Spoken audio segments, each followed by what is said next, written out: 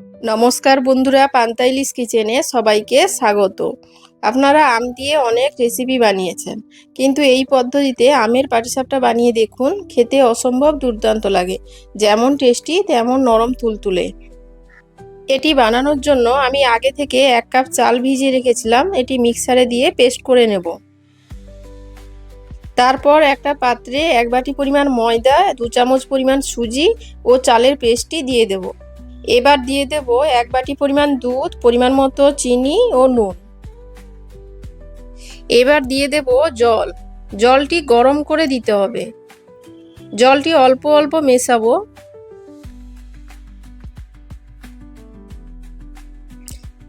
এবার এগুলোকে ভালো করে মাখিয়ে নেব। এবার মাখিয়ে নিয়ে 10 মিনিট ঢাকা দিয়ে রেস্টে রেখে দেব। এবার একটি গ্রেটার নিয়েছি, গ্রেটারের সাহায্যে ভালো করে পনিরটি গ্রেট করে নেব।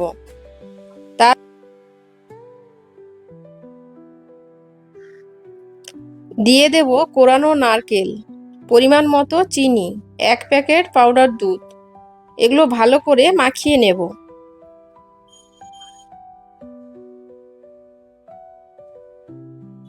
এবার একটা আম নিয়েছি, আমটিকে একটি ছুরির সাহায্যে কেটে নেব। কেটে নেওয়ার পর চামচ দিয়ে তুলে মিক্সারে দিয়ে দেব। এবার পেস্ট করে নেব। আমের পাল্পটি এবার মিশিয়ে দেব। এবার একটা কড়াই নিয়েছি, কড়াইতে 1 বাটি পরিমাণ জাল করা দুধ দিয়ে দেব পনির।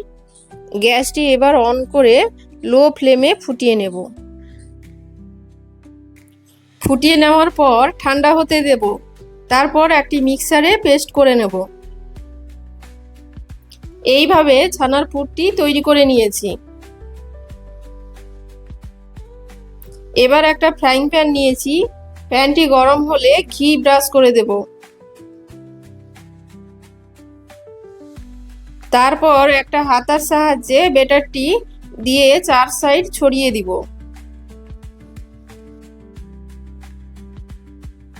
এবার ঢাকা দিয়ে 5 মিনিট কুক করব। তারপর ঢাকাটি তুলে নিয়ে দিয়ে দেব ছানার পুরটি। পুরটি চামচের সাহায্যে লম্বালম্বি ভাবে দিয়ে দেব। এবার খুন্তি দিয়ে ভাঁজ করে নেব। তারপর 2 সাইড ভালো করে ভেজে প্লেটে তুলে নেব। এইভাবে পুরো পাটিসাপটা পরপর ভেজে নেব।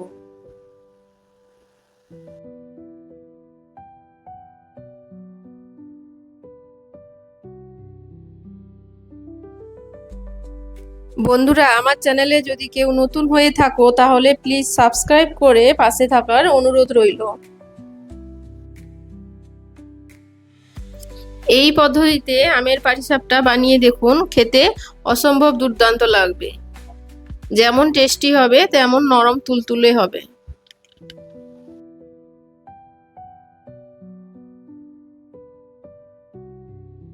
আর এটি বানানো খুবই সহজ ছিল।